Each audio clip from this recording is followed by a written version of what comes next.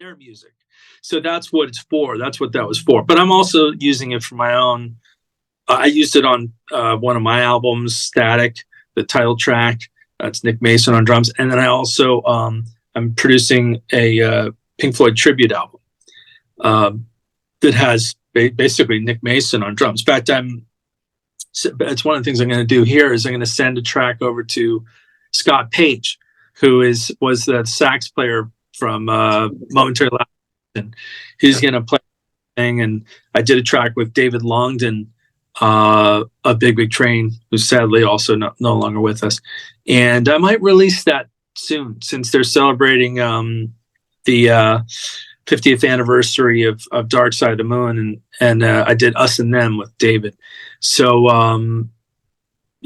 but again, to me, it's like the most important thing is the music and the sounds and what you're doing. And to me, like if I have a chance to work with the guy, like I remember when I was a kid, I used to put ads in the paper looking for guitar player influences, David Gilmour, Steve Hackett, and Steve Howe. And you hope that you met somebody who really understood all three and could actually give you that, quality.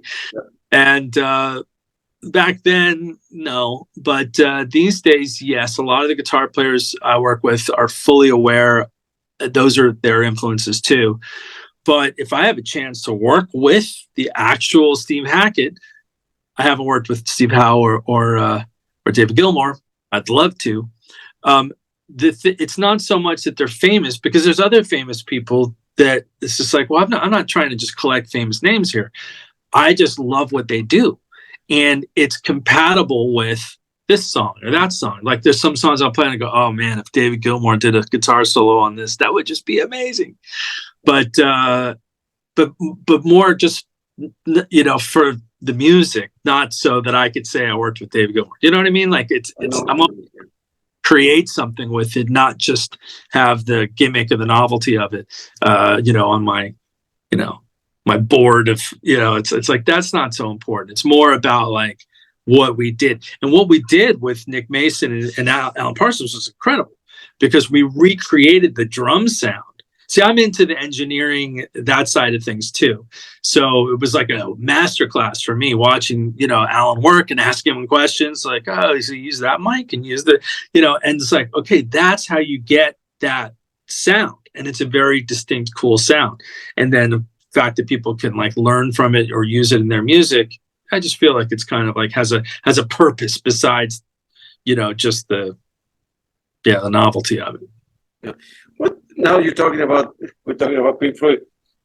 What's your opinion about Roger Waters, David Gilmour, the tweet that his wife sent out, and the controversy? There's people in the 70s, they are rich, they're millionaires, they're behaving like babies about, I don't know, they want to sue one another. It's not about the money, the ego. I don't understand. Well, I'm not famous. I don't have the money. I'm not a musician. So it's hard for me to, at that age, be fooled about stuff like that. What's your opinion? It's immature and embarrassing, to be honest. I think, one of the things that, as far as, let's say, on the Gilmour side and Polly tweet and stuff, I think she was, I don't think she should have done that, but I think she was just fed up and pissed off and annoyed, and just kind of was like, just lost it. But I don't think she's wrong though. And I love Roger Waters in terms of, as an influence, and respect him as, for what he's done.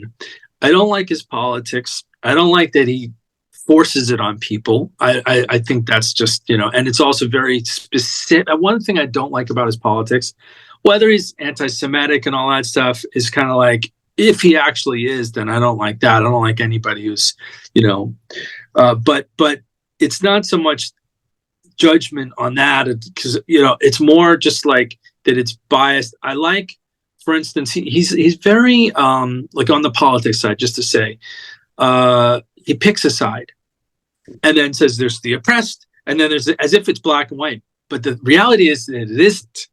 It isn't black and white. And one thing that usually is the case, and I don't mind as much, is when musicians are for peace. Usually the musicians are just for peace. Like let's say in the Middle East, I have nothing against Palestinians and Israelis. And, I have a Jewish heritage myself, but I'm not religious. So I have no bias per se. I'm just kind of like, well, I'm for peace for the Middle East. I'm between Russia and Ukraine. I love Russia and Ukraine. Some of the most beautiful women in the world live in Russia and the Ukraine. I mean, I'm actually part Russian and German, my heritage as well. So it's just kind of like, I mean, I don't, if I had to pick, I support the Ukraine because they are being attacked and all that stuff, but I don't know all the ins and outs. All I feel as a musician is kind of like, well, can we have peace? Can we have a peaceful resolution without, war and killing and everything? So, when, musicians are for peace in different parts of the world, things like that, I'm like, okay, you're putting that in with the music. It's a positive message, but he has a very specific agenda, and he's got a lot of dangerous statements and things that he does that I think are kind of like, even if it's misunderstood, that's dangerous. Sort of like, like a pig with a Jewish star on it, things like that. It's like, dude, this is, hopefully, it's crazy. I don't like the fact that, of course, I have seen a lot of Roy what they made them, and you're forcing to see in the politics, read the politics, do it. Well, I want to listen to music. I'm not. I don't like politics in general. Why don't you keep the stuff to your head, to yourself?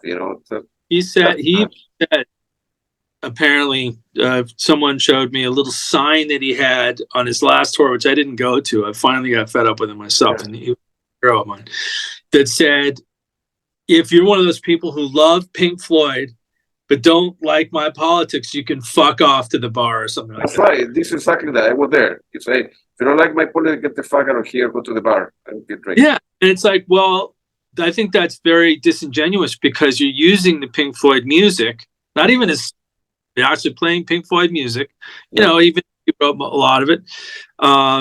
But to get them in the door and then forcing them, saying, you have to like my politics or you can fuck off.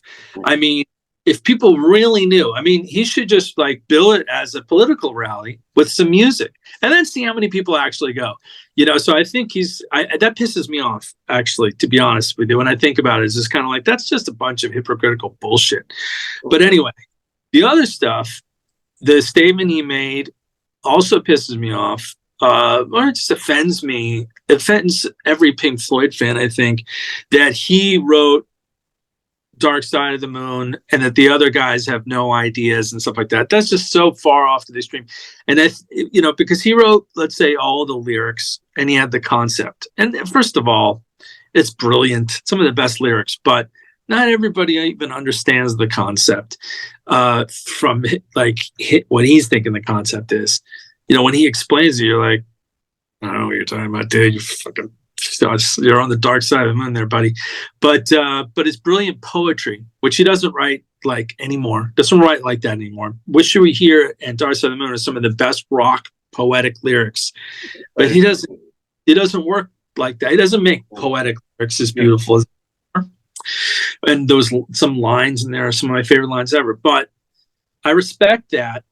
But I think, it's especially an album like Dark Side of the Moon. The irony is that it's one of the most balanced Pink Floyd albums where you actually really get to hear the contributions of the other guys. Absolutely, right. Because later on, Animals, not so much. The Wall, not so much. The Final Cut, definitely that. If he said, I wrote the Final Cut, you'd believe it, because you'd be like, that sounds like a Roger Waters solo album.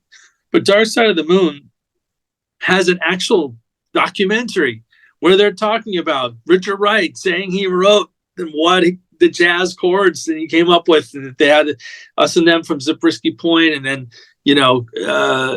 Great Gig in the Sky. He didn't write that. There's no lyrics in Great Gig in the Sky. There's no lyrics in Any Color You Like. so he's full of shit on that statement, and it's really like obnoxious and so unnecessary, because it's like, look, man, like it's like screams of insecurity and egomania, because it's like, isn't it enough that you wrote the lyrics and you wrote some of the music and that you share it with these other guys and you have one of the best selling albums of all time? And as far as him doing a cover of it, he's doing his own version. I have no problem with that. I'm doing a cover. Anybody can do a cover. You can do a cover. I'm doing covers of Sound of Contact. Even if I wrote a whole song, some of the songs I wrote, like the whole thing, it's still a cover because it was Sound of Contact. People know it as Sound of Contact. I'm not going to reclaim it or something. I mean, and so that's what they're trying to make it sound like, Roger Waters re-recording Dark Side, re-recording. He's just doing a tribute, a cover like Steve Hackett doing Genesis Revisit.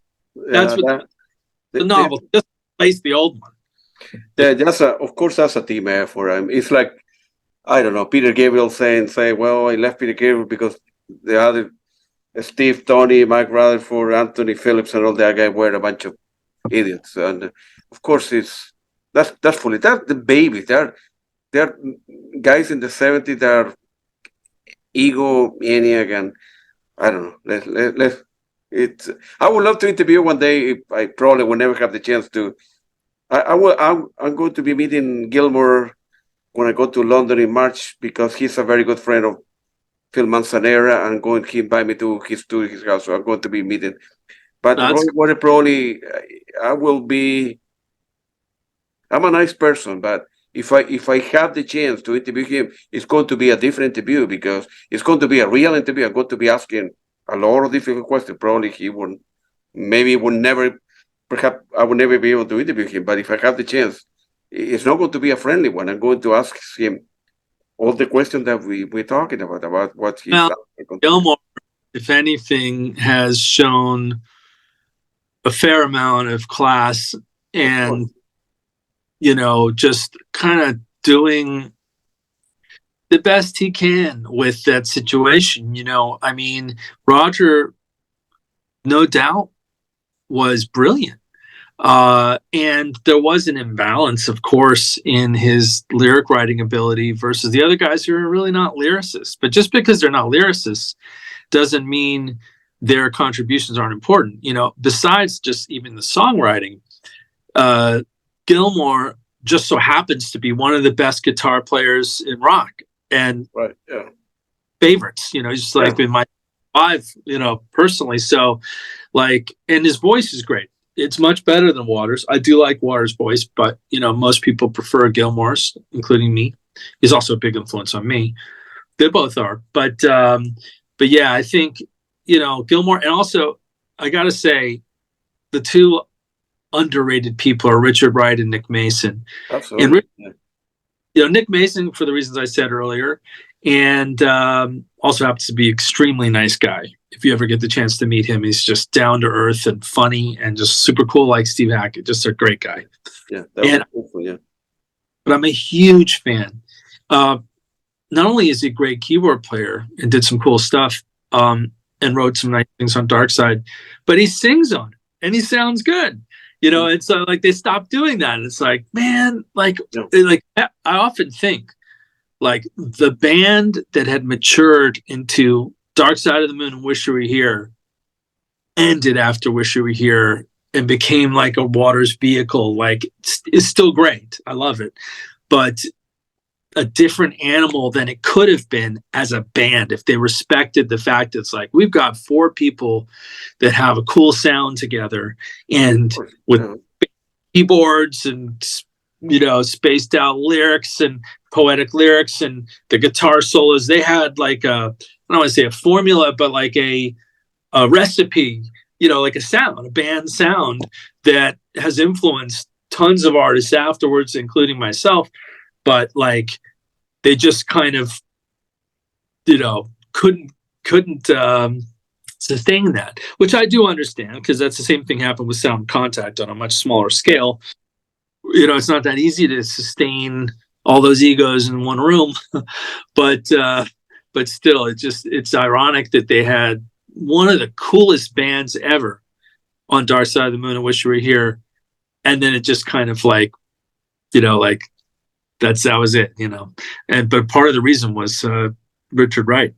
Yeah, like an example I gave you before, right? So Peter Gabriel sending a tweet, "Hey, your guys of Genesis are an idiot. I wrote all the lyrics to Selling England by the Pound and The Lamb. I went to my room, MySpace, disappeared for 2 weeks, I wrote it."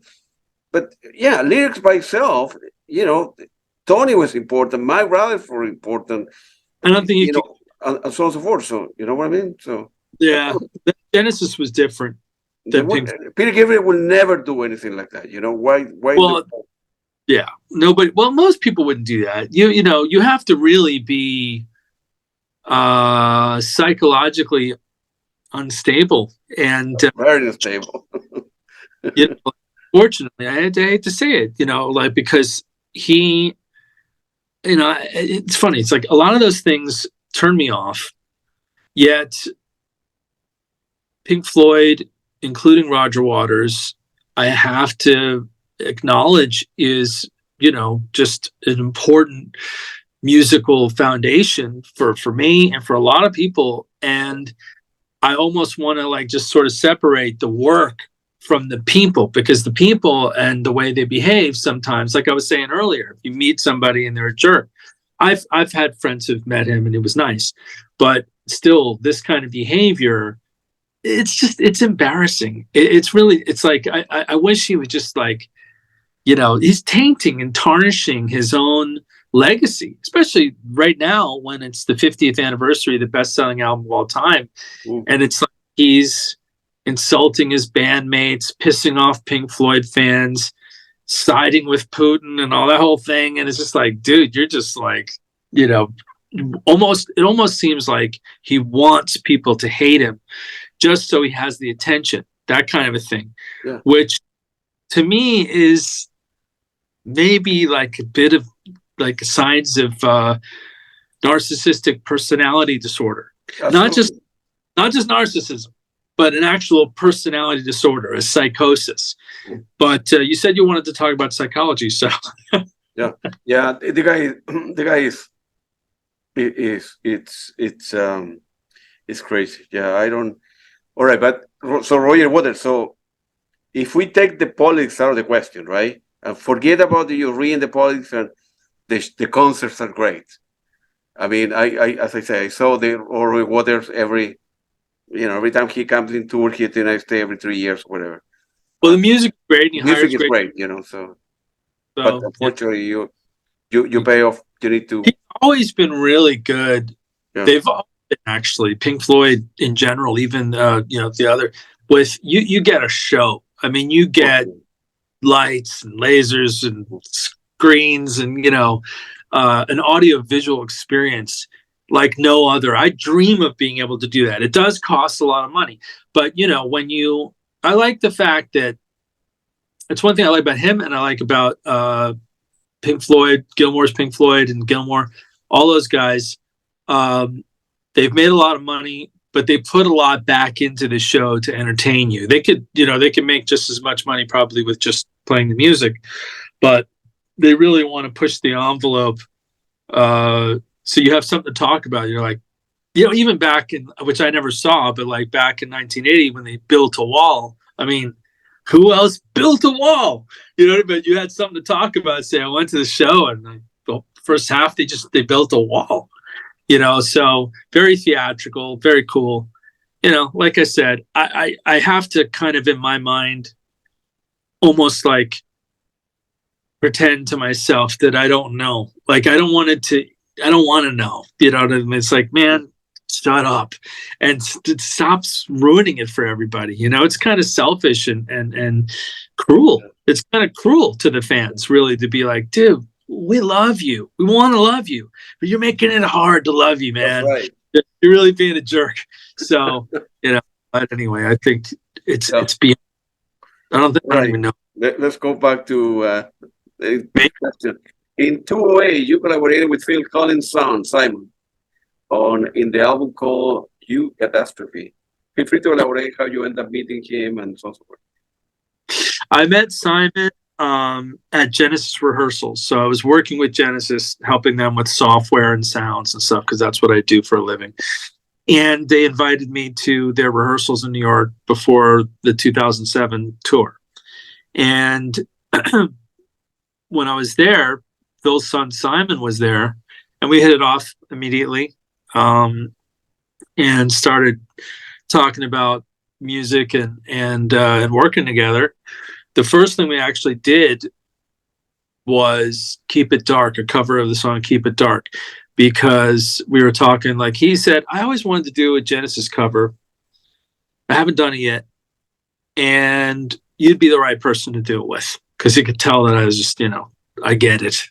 Tony Banks, like I'm just, would be the right person. So we did that together, and then that helped him get a record deal for his third solo album, Eucatastrophe. And I co-wrote a song with him, kind of co-produced it too, but called The Big Bang. And it was with his dad. So it was one of the last things his dad did, certainly the last progressive thing his dad played drums on. With Simon and Phil on drums, and then me on keyboards, and then a few other things, some keyboards on his other songs. But then after that was done, he had a solo band with Kelly Nordstrom and Matt Dorsey in it, and we had talked about doing a band. In fact, before he even did that solo album, we said we should do a band, whatever, after we did Keep It Dark, and then that never happened. And then he said to me after he did that, he said, "You still want to do a band?" And I said, "Sure." He said, "I got Kelly and I got Matt." And, they went to my studio, and that's where Sound of Contact was born. We all sat there, the four of us, and came up with the name. The two of them, Simon and Kelly, who now have a band called E-Molecule, they've been working together for even before then.